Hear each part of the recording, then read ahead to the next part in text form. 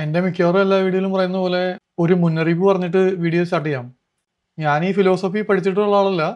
അതേപോലെ ആധികാരികമായിട്ട് ഫിലോസഫി പറയാൻ അറിയുന്ന ആളുമല്ല. കുറച്ച് കൊല്ലങ്ങളായിട്ട് ഫിലോസഫിയിൽ കുറച്ച് താല്പര്യമുണ്ട്. അപ്പോൾ അതിനെപ്പറ്റിയുള്ള വീഡിയോകൾ കാണുന്നു. അതുവഴി പഠിച്ച കുറച്ച് കാര്യങ്ങൾ വെച്ചിട്ട് നമുക്ക് നല്ല ഗുണങ്ങളുണ്ടെന്ന് കാണുന്നു. അപ്പോൾ അങ്ങനെ എൻ്റെ ഫിലോസഫി ആയിട്ടുള്ള അനുഭവം പങ്കുവയ്ക്കാനാണ് ഈ വീഡിയോ. നിങ്ങൾ സീരിയസ് ആയിട്ട് ഫിലോസഫി പഠിക്കാൻ ആഗ്രഹിക്കുന്നുണ്ട്, കടുകട്ടിയായിട്ടുള്ള ഇംഗ്ലീഷ് ബുക്കുകൾ വായിക്കാൻ ബുദ്ധിമുട്ടുണ്ടെങ്കിൽ ഞാനൊരു ചാനൽ പറയാം, റിഡക്റ്റോ എന്ന് പറഞ്ഞിട്ട്. അവരുടെ ഇപ്പോഴത്തെ വീഡിയോസ് ഒക്കെ രാഷ്ട്രീയപരമായ വീഡിയോസ് ആണ്. പക്ഷെ കുറച്ച് പഴയ വീഡിയോ എടുത്തു കഴിഞ്ഞാൽ നല്ല അടിപൊളി ഫിലോസഫി വീഡിയോസ് ആ ചാനലിലുണ്ട്. നല്ല സിമ്പിൾ ആയിട്ടുള്ള മലയാളത്തിൽ എന്നെ പോലെയുള്ള പയ്യന്മാരാണ് ഫിലോസഫി വീഡിയോകൾ ആ ചാനലിൽ ചെയ്യണേ. ഈ ഫിലോസഫി എന്ന് പറയുമ്പോഴും ഈ ദൈവം മതമൊക്കെ കടന്നു വരും കേട്ടോ വീഡിയോയില്. അപ്പൊ നിങ്ങൾ ഈ മതവികാരം ഏർപ്പെടാൻ സാധ്യതയുള്ള ആളാണെങ്കിൽ ദയവ് ചെയ്ത് ഇവിടുന്ന് ഇനി കാണരുത്. പിന്നെ നിങ്ങൾ കണ്ടു കഴിഞ്ഞ് നിങ്ങൾക്ക് വല്ല തെറി എഴുതാൻ തോന്നും. ആ തെറി എഴുതുന്ന അവിടെ കിടക്കും. പിന്നെ നിങ്ങളുടെ അടുത്ത തലമുറ ഈ തെറി വായിക്കും. അപ്പൊ അവർക്ക് നിങ്ങളെ പറ്റിയുള്ള ഒരു അഭിപ്രായം ഉണ്ടല്ലോ, അത് വളരെ മോശമായിരിക്കില്ലേ. ഈ വീഡിയോയിൽ കുറച്ച് ഭാഗങ്ങളുണ്ട്. ആദ്യം പറയുന്നത് ഞാൻ എങ്ങനെ ഫിലോസഫിയിൽ ഇൻട്രസ്റ്റ് ആയി പഠിച്ചു തുടങ്ങി എന്നുള്ള കാര്യം. രണ്ടാമത്തെ കാര്യം എനിക്ക് മനസ്സിലായത് വെച്ചിട്ട് എന്താണ് ഫിലോസഫി, പണ്ട് എന്തൊക്കെയായിരുന്നു ഫിലോസഫി, അതേപോലെ ഫിലോസഫിയും സയൻസുമായിട്ടുള്ള ബന്ധം, പിന്നെ ഫിലോസഫിയിൽ എന്തൊക്കെയാണ് ഇനി ബാക്കിയുള്ളത്. മറ്റൊരു തരത്തിൽ പറഞ്ഞു കഴിഞ്ഞാൽ ഫിലോസഫിക്ക് ഇപ്പോഴും പ്രാധാന്യം ഉണ്ടോന്ന്. പിന്നെ അവസാനം പറയാൻ പോകുന്നത് ഈ ഫിലോസഫി കൊണ്ട് എനിക്കുണ്ടായിട്ടുള്ള മെച്ചങ്ങൾ. എൻ്റെ ഫിലോസഫി ആയിട്ടുള്ള ബന്ധം സ്റ്റാർട്ട് ചെയ്യുന്നത് 2007 അന്ന് ഞാൻ രണ്ടാമത്തെ കമ്പനിയിലേക്ക് ചാടി, കുറച്ച് കാശൊക്കെ ഉള്ളിൽ കിട്ടി. ആ കമ്പനി കൊച്ചിയിലാണ്. അപ്പോൾ അവിടെ ചെന്നപ്പോഴത്തേനും ഒരു പുള്ളിക്കാരൻ, ബാക്കി എല്ലാവരും ഇൻസൈഡ് ചെയ്ത് ഷൂസ് ഒക്കെ ഇട്ട് വരുമ്പോൾ ഈ മച്ചാൻ സാധാരണ ഇൻസൈഡ് ചെയ്തില്ല, പിന്നെ ഇട്ടിട്ട് വരുന്നത് ചെപ്പലാണ്. പുള്ളിയുടെ കൂടെ 1-2 പ്രാവശ്യം ഉച്ചയ്ക്ക് ഭക്ഷണം കഴിക്കാൻ പോയി. അപ്പോഴാണ് മനസ്സിലായത് ആളൊരു പുലിയാണെന്ന്.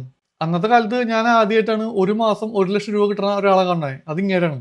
നമ്മൾ 20,000 22,000 ജോലി ചെയ്യുമ്പോഴാണ് പുള്ളി ഒരു മാസം 1 ലക്ഷം മേടിക്കണേ. ഈ സോഫ്റ്റ്വെയർ അല്ലെങ്കിൽ പ്രോഗ്രാം എന്ന് പറയുന്നത് നമുക്ക് എങ്ങനെയുള്ള എഴുതാം, അതിനൊരു അഡ്ജസ്റ്റ്മെന്റിൽ എഴുതി പിടിപ്പിക്കാം. അതല്ല എന്നുണ്ടെങ്കിൽ നല്ല ക്വാളിറ്റി ആയിട്ട് എഴുതാം. ക്വാളിറ്റി ആയിട്ട് എഴുതുമ്പോൾ എന്ന് വെച്ചെന്ന് വെച്ച് കഴിഞ്ഞാൽ അടുത്ത ആൾ വന്നിട്ട് അതിൽ വല്ല ബഗ് ഫിക്സ് ചെയ്യുമ്പോഴോ അല്ലെങ്കിൽ ആ പ്രോഗ്രാം വായിച്ചു നോക്കുമ്പോഴോ അവർക്ക് എളുപ്പം മനസ്സിലാവും. എനിക്ക് ഈ പ്രോഗ്രാം എഴുതുമ്പോൾ ഈ ക്വാളിറ്റിയുടെ അസുഖമുണ്ട്, ഇതേ അസുഖം പുള്ളിക്കും ഉണ്ട്. അങ്ങനെയാണ് നമുക്കൊരു കോമൺ ഗ്രൗണ്ട് കിട്ടണേ. പുള്ളിക്കാരനെ എഴുതുന്ന പ്രോഗ്രാം കാണുമ്പോൾ നമ്മുടെ കണ്ണുകളിൽ പോകും, ഓ ഇങ്ങനെയും എഴുതാല്ലേ നമുക്ക് തോന്നും. അപ്പോൾ ഓട്ടോമാറ്റിക്കായിട്ട് നമ്മൾ ചോദിക്കുമല്ലോ, എങ്ങനെയാണ് ഇത്ര നന്നായിട്ട് പ്രോഗ്രാം എഴുതണേന്ന്. അങ്ങനെ പുള്ളി എനിക്ക് 2-3 ബുക്കൊക്കെ പറഞ്ഞു തന്നു. കുറച്ച് കഴിഞ്ഞപ്പോൾ പുള്ളിയെ കമ്പനി വിട്ടു പോയി. പുള്ളി അങ്ങനെ സാധാരണ ഒരു കമ്പനിയിൽ അധികം നിൽക്കില്ല. അങ്ങനെ പോണ സമയപ്പോൾ പുള്ളി പറഞ്ഞു, എടാ നീ പ്രോഗ്രാമിംഗ് പഠിച്ചാൽ മാത്രം പോരാ, മാത്സും കൂടെ പഠിക്കണം എന്ന് പറഞ്ഞു. എനിക്കാണെങ്കിൽ പണ്ടേ മാത്സ് അത്ര താല്പര്യമില്ല. എൻ്റെ കണക്കിൽ നമ്മുടെ മെയിൻ പരിപാടി പ്രോഗ്രാമിംഗ് ആണ്. പ്രോഗ്രാമിംഗ് അല്ല പഠിക്കണ്ടേ, അല്ലാണ്ട് വെറുതെ നമ്മൾ സമയം കളഞ്ഞിട്ട് മാത്സിലോട്ട് പോകേണ്ട കാര്യമില്ലല്ലോ. അങ്ങനെ ഇരിക്കുമ്പോൾ കമ്പനിയിൽ ഒരു പുതിയ പ്രൊജക്റ്റ് വന്നു. അതൊരു ഗെയിമിംഗ് പ്രൊജക്റ്റ് ആണ്. അപ്പോൾ ആ പ്രൊജക്റ്റ് എനിക്ക് കിട്ടിയപ്പോൾ എനിക്ക് ഭയങ്കര സന്തോഷമായി. ഒരു ഗെയിം ഉണ്ടാക്കാനുള്ള സാധ്യതയാണല്ലോ വരുന്നത്. ഇതൊരു ചീട്ടിന്റെ ഗെയിമാണ്. അപ്പോൾ നമ്മൾ ചീട്ട് കയ്യിൽ പിടിക്കില്ലേ, ഇങ്ങനെ വിരിച്ച് പിടിക്കില്ലേ, അതേപോലെ നമുക്ക് ചീട്ട് കമ്പ്യൂട്ടറിൽ വെക്കണം. ഈ ടെക്നോളജി വളരെ പുതിയതായതുകൊണ്ട് ചീട്ട് കറക്റ്റായിട്ട് വെക്കാനുള്ള എളുപ്പപ്പണിയൊന്നുമില്ല. നമ്മൾ തന്നെ ഫുള്ളായിട്ട് എഴുതി പിടിപ്പിക്കണം. അങ്ങനെ നോക്കിയപ്പോഴാണ് മനസ്സിലായത്, ഈ ചീട്ടിന്റെ വെക്കണ ആംഗിൾ കണ്ടുപിടിക്കണമെങ്കിൽ നമുക്ക് സൈൻറ്റിറ്റിയും കോസിറ്റിയൊക്കെ വേണം. അല്ലാണ്ട് നമുക്ക് കറക്റ്റായിട്ട് ഈ ആംഗിൾ വെക്കാൻ പറ്റില്ല. അങ്ങനെ അന്ന് ഞാൻ തപ്പി പിടിച്ച് സൈൻറ്റിറ്റിയും കോസിറ്റിയൊക്കെ വീണ്ടും പഠിച്ച് പ്രോഗ്രാം എഴുതി വിട്ടു. അപ്പം എനിക്കൊരു കാര്യം മനസ്സിലായി, ആ പുള്ളി പറഞ്ഞതിൽ എന്തോ കാര്യമുണ്ട്. ഈ പ്രോഗ്രാമിംഗ് മാത്രം ജീവിക്കാൻ പറ്റില്ല. ചാക്കോമോഷ് പറഞ്ഞ പോലെ ഈ ലോകത്തിന്റെ സ്പന്ദനം മാത്രമുള്ള കണക്കിൽ പ്രോഗ്രാം എഴുതാണെങ്കിലും കണക്ക് വേണ്ടി വരും. അങ്ങനെ നമ്മൾ സൈഡിൽ കൂടെ കണക്ക് പഠിക്കാൻ നോക്കി. മെയിനായിട്ട് ലോജിക്ക്, ലീനിയർ ഓൾജിബ്ര, കാൽക്കുലസ്, അങ്ങനത്തെ സംഭവങ്ങളൊക്കെ ഉണ്ടല്ലോ. പിന്നെ പ്രോബബിലിറ്റിയും.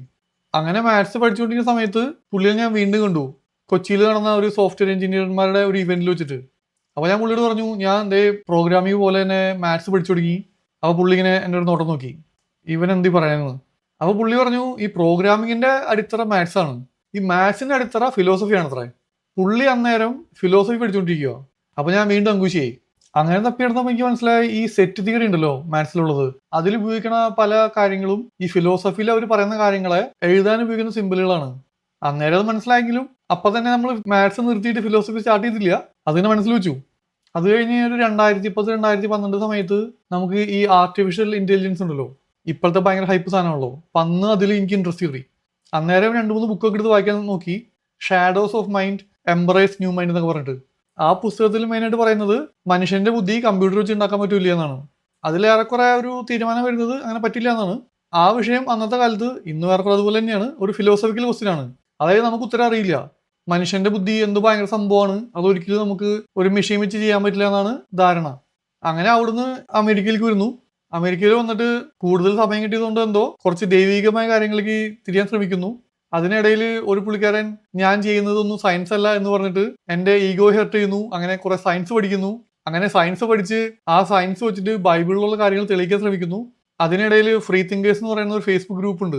ആ ഗ്രൂപ്പിൽ കയറി അവിടെയുള്ള യുക്തിവാദികൾ അല്ലെങ്കിൽ നിരീശ്വരവാദികൾ എന്ന് പറഞ്ഞ ആൾക്കാരെ നമ്മൾ തിരിച്ച് മതത്തിലേക്ക് കൊണ്ടുവരാൻ ശ്രമിക്കുന്നു. പക്ഷെ സംഗതി ഇടപെടലും പൊട്ടി. ഞാൻ ഈ ദൈവം മതമൊക്കെ വിട്ടു. ഈ ദൈവം മതമൊക്കെ വിടാനുള്ള പ്രധാന കാരണം ഈ സയൻസ് ആയിരുന്നു. സയൻസ് അല്ലെങ്കിൽ സയന്റിഫിക് മെത്തേഡ് എന്ന് പറയും. ഈ ഹൈപ്പോസിസിസ് ടെസ്റ്റിംഗ് ഒക്കെ ഉള്ള സംഭവം ഉണ്ടല്ലോ, അത് വെച്ചിട്ടൊരു കാര്യം മനസ്സിലായി. ഈ പ്രപഞ്ചം ഉണ്ടാവാനോ അല്ലെങ്കിൽ ജീവൻ ഉണ്ടാവാനോ ഇങ്ങനെ ദൈവത്തിന്റെ സംഭവം ഒന്നും ആവശ്യമില്ല. അത് തന്നെ ഉണ്ടായതാണ്. അങ്ങനെ നമുക്കൊരു പുതിയ അറിവ് കിട്ടുമ്പോൾ നമ്മൾ 4 പേരോട് പറയുമല്ലോ. അങ്ങനെ നമ്മൾ വീണ്ടും ഈ ഫേസ്ബുക്ക് ഗ്രൂപ്പുകളിലും കാര്യങ്ങളൊക്കെ തിരിച്ചു പറയാൻ തുടങ്ങി. അപ്പോഴാണ് കുറെ പേര് നമ്മൾ പറയണേ, സയൻസ് വെച്ച് നീ പറഞ്ഞൊക്കെ ഓക്കെ സമ്മതിച്ചു, പക്ഷെ ഫിലോസഫി വെച്ചിട്ട് ദൈവം ഉണ്ട്. അപ്പൊ നമ്മൾ വീണ്ടും കുടുങ്ങിയില്ലേ. ഈ ഫിലോസഫി വെച്ചിട്ട് ദൈവം ഉണ്ടെന്ന് പറയുന്ന ആൾക്കാർ പറയുന്ന കുറച്ച് വാദങ്ങളുണ്ട്.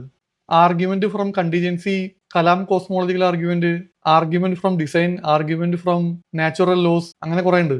അതുപോലെ പണ്ടത്തെ ഒരു ക്രിസ്ത്യൻ ദൈവശാസ്ത്രജ്ഞനുണ്ട്. ഈ ദൈവത്തെ പറ്റിയുള്ള കാര്യം ശാസ്ത്രമാണോ എന്ന് ചോദിച്ചു കഴിഞ്ഞാൽ അതെനിക്കിപ്പോഴും അറിയില്ല. പക്ഷെ എന്തായാലും അങ്ങനെ സംഭവം ഉണ്ട്. ആ ശാസ്ത്രജ്ഞന്റെ പേര് തോമസ് അക്വിനാസ്. അപ്പൊ പുള്ളിയുടെ കുറെ ആർഗ്യുമെന്റുകളുണ്ട് ദൈവം ഉണ്ടെന്ന് വാദിക്കാൻ വേണ്ടിയിട്ട്. അൺമൂവ്ഡ് മൂവർ, ഫസ്റ്റ് കോസ് ആർഗ്യുമെന്റ്, അങ്ങനെയൊക്കെ പറഞ്ഞിട്ടുള്ള കാര്യങ്ങൾ. പക്ഷെ ഞാൻ എന്റേതായ രീതിയിൽ പഠിച്ചപ്പോൾ ഈ സംഭവങ്ങളൊന്നും നിൽക്കുന്നില്ല. ഫിലോസഫി നമ്മൾ സ്റ്റാർട്ട് ചെയ്യുമ്പോൾ തന്നെ പഠിക്കുന്ന ലോസ് ഓഫ് ലോജിക് ഉണ്ട്. അത് വെച്ച് നോക്കിയാൽ തന്നെ ഈ വക സംഭവങ്ങളൊക്കെ തള്ളിപ്പോവും. ഫിലോസഫി വെച്ചിട്ട് ദൈവത്തിനെ അന്വേഷിച്ച് നോക്കിയപ്പോഴും എനിക്ക് കിട്ടിയില്ല. അപ്പൊ ഇങ്ങനെയാണ് ഞാൻ ഫിലോസഫിയിൽ ആകർഷനായി ഫിലോസഫി പഠിച്ചു തുടങ്ങിയത്. ഇനി എന്താണ് ഫിലോസഫി എന്ന് നോക്കാം. അക്കാദമിക്കായിട്ട് നോക്കി കഴിഞ്ഞാൽ ഫിലോസഫിക്ക് ഡെഫിനേഷൻ ഒക്കെ ഉണ്ട് കേട്ടോ. ഞാൻ അതിന്റെ സ്ക്രീൻഷോട്ട് കൊടുക്കാം. എനിക്ക് മനസ്സിലായ ഫിലോസഫി എന്ന് പറയുന്നത് നമുക്ക് കറക്റ്റായിട്ട് ഉത്തരം പറയാൻ പറ്റാത്ത കുറച്ച് ചോദ്യങ്ങളുണ്ട്. അപ്പൊ ആ ചോദ്യങ്ങളെ പറ്റിയുള്ള ചർച്ച ചെയ്യലും അത് ഇങ്ങനെയാവും അങ്ങനെയാവും എന്നൊക്കെ പറയലാണ് ഫിലോസഫി. ആ ചർച്ച ചെയ്യുന്നത് ചുമ്മാ തോന്നിയ പോലെ പറയില്ല. അതിനതിൻ്റെതായ കുറച്ച് നിയമങ്ങളുണ്ട്. ഈ ലോസ് ഓഫ് ലോജിക് എന്ന് പറയുന്നത് അങ്ങനത്തെ ഒരു നിയമമാണ്. അങ്ങനെ ഒരു നിയമത്തിന്റെ ഒരു ചട്ടക്കൂടില്ല എന്നുണ്ടെങ്കിൽ ആൾക്കാർ തോന്നിയത് കൊണ്ടും പറയൂലോ, അതിലൊരു ക്രിയേറ്റിവിറ്റി ഉണ്ടാവില്ല. ഈ ഉത്തരവില്ലാത്ത കാര്യങ്ങളാണ് ഫിലോസഫി എന്ന് പറഞ്ഞല്ലോ. അപ്പൊ ഒരു സാധനത്തിന് ഉത്തരം കിട്ടിക്കഴിഞ്ഞാൽ എന്ത് ചെയ്യും? അപ്പൊ എന്റെ മനസ്സിലാക്കൽ വെച്ചിട്ട് ഒരു ചോദ്യത്തിന് കറക്റ്റായിട്ട് ഉത്തരം കിട്ടിക്കഴിഞ്ഞാൽ പിന്നെ അത് സയൻസ് അല്ലെങ്കിൽ അങ്ങനത്തെ ഏതെങ്കിലും വിഷയമായിട്ട് മാറും. ഒരു ഉദാഹരണം എടുത്തു കഴിഞ്ഞാൽ ഒരു 100 കണക്കിന് വർഷങ്ങൾക്ക് മുന്നേയുള്ള ആൾക്കാർക്ക് ആകാശം എന്താണെന്നറിയില്ല, ആകാശത്തിന് മേളിൽ എന്താണെന്നറിയില്ല. അപ്പൊ ആൾക്കാർക്ക് ഇങ്ങനെ ചിന്തിച്ചു വിടാലോ, ആകാശത്തിന് മുകളിൽ ദൈവമാണ്, അല്ലെങ്കിൽ ആകാശത്തിന് മുകളിൽ ഇതുപോലെയുള്ള വേറെ ഭൂമിയുണ്ട്, ആകാശത്തിന് മുകളിൽ വെള്ളത്തിന്റെ ടാങ്ക് ഉണ്ട്. പക്ഷെ ഇപ്പൊ എന്തായി? ഇപ്പൊ നമ്മള് റോക്കറ്റ് വിടുന്നു, ഉപഗ്രഹങ്ങൾ വിടുന്നു, ആകാശത്തിന് മുകളിൽ എന്താ നമുക്കറിയാം, അതിന്റെ അപ്പുറത്ത് എന്താണെന്ന് അറിയാം. അപ്പൊ പിന്നെ അത് സയൻസ് ആയി. അതിപ്പോ ആരും ഫിലോസഫിയായിട്ട് പറയാറില്ല. ഇതൊക്കെ മനസ്സിലാവുന്നതിന് മുന്നുള്ള ഒരു കാലത്തായിരുന്നെങ്കിൽ നമ്മൾ ആരെങ്കിലും ദൈവം ഇല്ല എന്ന് പറഞ്ഞു കഴിഞ്ഞാൽ തിരിച്ചു വന്ന ആർഗ്യുമെന്റ് എന്തായിരിക്കും? കണ്ടോ, ആകാശം കണ്ടോ, ആകാശത്തിന് മുകളിൽ എന്താണ്, അത് നിനക്കറിയോ? അറിയില്ലല്ലോ, അപ്പൊ ദൈവമുണ്ട്. ബൈബിളിൽ കണ്ടിട്ടുള്ള കാര്യമാണ് ഇതുപോലെ മഴവില്ല്. ബൈബിൾ പ്രകാരം മഴവില്ല് ഉണ്ടാക്കിയേക്കുന്നത് ദൈവമാണ്. പുള്ളി ഒരു വെള്ളപ്പൊക്കം നടത്തി, ആ വെള്ളപ്പൊക്കം കഴിഞ്ഞപ്പോഴത്തേനും ഇനി അതുപോലെ വെള്ളപ്പൊക്കം ഉണ്ടാവില്ല എന്ന് കാണിക്കാൻ വേണ്ടി ചെയ്ത സാധനമാണ് മഴവില്ല്. ഈ ന്യൂട്ടൻ ആണല്ലോ ഈ പ്രസക്തി കൂടെ വെളിച്ചം കടത്തി വിട്ടിട്ട് വെളിച്ചത്തിനകത്ത് കുറെ നിറങ്ങളുണ്ടെന്ന് പറഞ്ഞത്. ന്യൂട്ടന് മുന്നേ ഉള്ള ആൾക്കാർക്ക് മഴവില്ല് എങ്ങനെ ഉണ്ടാവും അറിയില്ല. അന്നേരം അതും ദൈവം ഉണ്ടാക്കിയതായിട്ട് പറയും. മറ്റൊരു ഉദാഹരണം എടുത്തു കഴിഞ്ഞാൽ ഗർഭം. ഈ സ്കാനിങ്ങും കാര്യങ്ങളൊക്കെ വരുന്നേക്കാൾ മുന്നുള്ള ആൾക്കാർക്ക് എങ്ങനെയാണ് പെണ്ണുങ്ങളുടെ വയറ്റിൽ ഒരു കൊച്ചുണ്ടാവുന്നത്, ആ കൊച്ചെങ്ങനെയാണ് വളർന്ന് വലുതാവുന്നത്, അതിനെ പറ്റിയുള്ള കറക്റ്റ് ധാരണ ഇല്ലെങ്കിൽ അതും ഇതുപോലെ തന്നെ ഫിലോസഫിയായിട്ട് ചർച്ച ചെയ്യാം. ഇപ്പൊ കറക്റ്റായിട്ട് അറിവുള്ളതുകൊണ്ട് അത് ഫിലോസഫി അല്ല. അപ്പൊ ചോദിക്കും എല്ലാത്തിനും ഉത്തരം കിട്ടിയോന്ന്. ഇപ്പോഴും കിട്ടിയിട്ടില്ല. ഇപ്പോഴും എല്ലാത്തിനും ഉത്തരമൊന്നുമില്ല. ആദ്യത്തെ ജീവൻ എങ്ങനെ ഉണ്ടായി? ഓരോ ഹൈപ്പോസിസ് ഉണ്ടെങ്കിലും കറക്റ്റ് ആയിട്ടുള്ള ഉത്തരവില്ല. അന്നേരം അതിങ്ങനെ ഫിലോസഫി ചർച്ച ചെയ്യും, അങ്ങനെയാണ് ഇങ്ങനെയാണെന്നൊക്കെ പറഞ്ഞിട്ട്. ആ ഗ്യാപ്പിൽ കൂടെ ചിലവർക്ക് ഒരു ഗോൾ അടിക്കും, ജീവൻ എങ്ങനെ ഉണ്ടായെന്ന് നമുക്കറിയില്ല, അതുകൊണ്ട് ദൈവം ഉണ്ടാക്കിയതാണ്. ഇതേപോലെ ഉത്തരം കിട്ടാത്ത കാര്യങ്ങൾ കുറെ ഉണ്ട്. ബിഗ് ബാങ് എങ്ങനെ സംഭവിച്ചു, നമ്മൾ ഓട്ടോമാറ്റിക് കാറിന്റെ സോഫ്റ്റ്വെയർ ഉണ്ടാക്കുകയാണെങ്കിൽ അതെങ്ങനെ ഡിസൈൻ ചെയ്യണം, ട്രോളി പ്രോബ്ലം എന്നൊക്കെ പറയും. നമ്മൾ 2 പേരെ രക്ഷിക്കുമോ 3 പേരെ രക്ഷിക്കുമോ, അങ്ങനെ കുറെ ചർച്ചകളുണ്ട്. അപ്പൊ ആ ചർച്ചകൾ ഇപ്പോഴും ഫിലോസഫി തന്നെയാണ്. കാരണം അതിന് കറക്റ്റായിട്ട് ഉത്തരമില്ല. നമ്മളിപ്പോ നിർമ്മിത ബുദ്ധിയുടെ സമയത്താണ് ജീവിക്കണേ. ഈ നിർമ്മിത ബുദ്ധിയുടെ കാര്യത്തിലും കുറെ എത്തിക്കൽ ചോദ്യങ്ങളുണ്ട്. അതിലൊന്നും കറക്റ്റായിട്ട് ഉത്തരമില്ല. അതുപോലെയാണ് ഈ കുറ്റവാളികളെ തൂക്കിക്കൊല്ലണോ വേണ്ടതെന്നുള്ള കാര്യം. അതും ഇപ്പോൾ ഫിലോസഫിയിൽ ചർച്ച കിടക്കുന്ന ഒരു കാര്യമാണ്. അപ്പൊ ഫിലോസഫിയുടെ പ്രാധാന്യം ഇന്നുണ്ടോ എന്ന് വെച്ച് കഴിഞ്ഞാൽ ഇന്നുണ്ട്. കാരണം ഇന്ന് നമുക്ക് കുറെ ഉത്തരമില്ലാത്ത ചോദ്യങ്ങളുണ്ട്. അപ്പൊ ചോദിക്കും, ഇങ്ങനെ വട്ടം കൂടി ഇരുന്നിട്ട് ചർച്ച ചെയ്തിട്ട് കാര്യം ഉണ്ടോന്ന്. ചർച്ച ചെയ്തുകൊണ്ട് ഉത്തരം കിട്ടൂല്ലെന്നേ. ഇപ്പൊ ഗർഭത്തിന്റെ കാര്യം ചെയ്ത് കഴിഞ്ഞാൽ ഉത്തരം കിട്ടിയത് സ്കാനിങ് വന്നപ്പോഴും അങ്ങനെ കാര്യങ്ങളൊക്കെ വന്നപ്പോഴാണല്ലോ. അതേപോലത്തെ ഒരു ഉത്തരം വട്ടം കൂടി ഇരുന്ന് ചർച്ച ചെയ്താൽ കിട്ടില്ല. പക്ഷെ ആ ഒരു കാര്യത്തിൽ കുറച്ചും കൂടിയും ക്ലാരിറ്റി കിട്ടും. ഏത് വഴിക്കാണ് റിസർച്ച് ചെയ്യേണ്ടത്, എവിടേക്കാണ് നമ്മൾ പൈസ മുടക്കേണ്ടത്, ആ കാര്യങ്ങളൊക്കെ ഒരു ഐഡിയ കിട്ടും. ഇനി പറയാൻ പോകുന്നത് ഈ ഫിലോസഫി പഠിച്ചുകൊണ്ട് എനിക്കെന്തെങ്കിലും മെച്ചം ഉണ്ടായെന്നാണ്. ഒരു മെച്ചം ഞാൻ നേരത്തെ പറഞ്ഞല്ലോ, ഈ ദൈവം മതം എന്നുള്ള കാര്യങ്ങളിൽ ഒരു തീരുമാനമായി. അതുകൊണ്ട് തന്നെ ഈ ദൈവം പള്ളി എന്നൊക്കെ പറഞ്ഞിട്ടുള്ള കാര്യങ്ങൾക്ക് പൈസ ചിലവാക്കേണ്ട കാര്യമില്ല. ഇപ്പൊ വിശ്വാസിയാണ് അമേരിക്കയിലാണെന്നുണ്ടെങ്കിൽ നമ്മളൊരു പള്ളിയിൽ പോയിട്ട് ചേർന്ന് കഴിഞ്ഞാൽ ആ പള്ളിയിലേക്കുള്ള മെമ്പർഷിപ്പ് ഫീസ് കൊടുക്കണം. പിന്നെ ഇടയ്ക്കിടയ്ക്ക് വരുന്ന ചെലവുകൾ വേറെ. ഇപ്പൊ മലയാളം പള്ളിയിൽ പോയി ചേർന്ന് കഴിഞ്ഞാൽ കുഴപ്പമെന്ന് വെച്ച് കഴിഞ്ഞാൽ അവന്മാർ ഇടയ്ക്കിടയ്ക്ക് പള്ളി പണിയുന്നുണ്ട്. ഒരു പള്ളി പണിയുമ്പോൾ $10,000 $20,000 ചോദിക്കും നമ്മുടെ അടുത്തുനിന്ന്. അത് പിന്നെ പൈസയുടെ കാര്യം. അതല്ലാണ്ട് ഈ അന്യനമ്പി സംഘർഷം വേറെ. നമ്മളൊരു സൈഡിൽ പഠിക്കുന്നു ഈ മനുഷ്യന്മാരുണ്ടായത് എവല്യൂഷൻ വഴിയാണ്, ഇവല്യൂഷൻ വെച്ചിട്ടാണ് കുറെ മരുന്നുകൾ ഉണ്ടാക്കണേ, ഒരുമാതിരി എല്ലാ മെഡിക്കൽ കാര്യങ്ങൾ നടക്കുന്നത് എവല്യൂഷന്റെ ബേസിലാണ്. അപ്പുറത്തെ സൈഡിൽ പറയുന്നു ഇതെല്ലാം ദൈവം ഉണ്ടാക്കിയതാണ്. ഇത് രണ്ടും കൂടെ ചേരില്ല. നമ്മുടെ മനസ്സിലുള്ള ആ ഒരു ബുദ്ധിമുട്ടുണ്ടല്ലോ അത് ഒഴിവായി.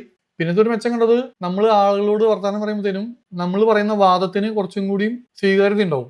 ഒരു ഉദാഹരണം പറഞ്ഞു കഴിഞ്ഞാൽ, നമ്മളൊരു വെബ്സൈറ്റ് ഉണ്ടാക്കിയിട്ടുണ്ട്, ആ വെബ്സൈറ്റിന് സ്പീഡ് കുറഞ്ഞു. അപ്പോൾ വെബ്സൈറ്റിന് സ്പീഡ് കുറയുമ്പോഴത്തേനും പല പല കാരണങ്ങൾ വരാലോ. ആ സെർവറിന്റെ കപ്പാസിറ്റി കുറച്ച് കാണും, അതല്ലെങ്കിൽ ഇന്റർനെറ്റ് കണക്ഷന്റെ സ്പീഡ് കുറവായിരിക്കും. അങ്ങനെ നമുക്ക് കേട്ടാൽ ബന്ധപ്പെടുത്താവുന്ന ഇഷ്ടംപോലെ കാരണങ്ങൾ വരും ഒരു സൈറ്റിന്റെ സ്പീഡ് കുറയാൻ വേണ്ടിയിട്ട്. അതിനിടയ്ക്കൂടെ ഒരാളെന്ന് പറയാണ് പുതിയ മാനേജർ പെണ്ണായതുകൊണ്ടാണ് സ്പീഡ് കുറഞ്ഞത്. അങ്ങനെ പറഞ്ഞാൽ നമുക്കത് എടുക്കാൻ പറ്റില്ലോ.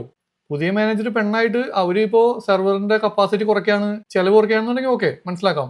അല്ലാതെ പെണ്ണായതുകൊണ്ട് വെബ്സൈറ്റിന്റെ സ്പീഡ് കുറയില്ല. അപ്പൊ ഈ കാര്യത്തിൽ ഉപയോഗിക്കുന്ന ഒരു സംഭവമാണ് ഒക്കാംസ് റേസർ എന്ന് പറയും, പ്രിൻസിപ്പിൾ ഓഫ് പാഴ്സിമോണി എന്നും പറയാം. ഇപ്പോൾ ഈ വെബ്സൈറ്റിന്റെ സ്പീഡ് കുറഞ്ഞ കേസിൽ നമ്മളൊരു മീറ്റിംഗിൽ ഇരിക്കുകയാണ്, അന്നേരം പല പല വാദങ്ങൾ വരുന്നു. അപ്പോൾ പല വാദങ്ങളും നമുക്ക് ഈ പ്രിൻസിപ്പിൾ ഓഫ് പാഴ്സിമോണി വെച്ച് തള്ളിക്കളയാം. അപ്പൊ നമ്മൾ പറയുന്നത് ആ വാദങ്ങളൊന്നും പാഴ്സിമോണിയിലല്ല, അല്ലെങ്കിൽ ഒക്കാംസ് റേസർ വെച്ചിട്ട് ആ വാദങ്ങളൊക്കെ തള്ളിക്കളയാം. ഇങ്ങനെ നമ്മൾ ഒരു മീറ്റിംഗിൽ പറയുമ്പോൾ ഉണ്ടാകുന്ന ഒരു ഇമ്പാക്ട് ഉണ്ടല്ലോ, മറ്റുള്ളവർക്ക് നമ്മളെ പറ്റിയുള്ള ഒരു ഇംപ്രഷൻ, അത് നന്നായിട്ട് കൂടും. ഒരു സംഭവമാണ് പരിപാടി. അതുപോലെ മറ്റൊരു സംഭവമാണ് ലോജിക്കൽ ഫാലസീസ്. ലോജിക്കൽ ഫാലസി എന്ന് പറയുന്നത് മലയാളത്തിൽ ന്യായവൈകല്യം എന്ന് പറയും.